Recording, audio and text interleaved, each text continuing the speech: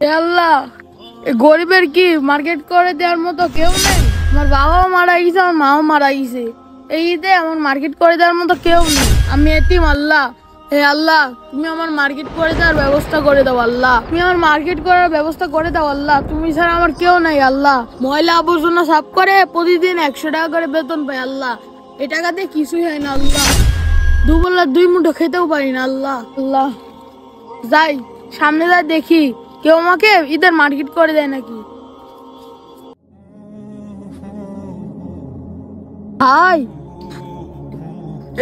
সর সর সর সর, তোর গায়ে তো নোংরা, তুই এখানে কি করছিস? ভাই আমার কাছে ঈদের মার্কেট করার জন্য একটা টাকাও নেই। আপনার কাছে তো অনেক টাকা, আমাকে কিছু টাকা দিয়ে সাহায্য করবেন? দূর বেশি টাকা লিবু, টাকা কি গাছের পাতা নাকি? এখান থেকে হাট। এই ঈদে আমরা অসহায়দের পাশে থাকব। ভিডিওটি ভালো লাগলে সাবস্ক্রাইব করবেন।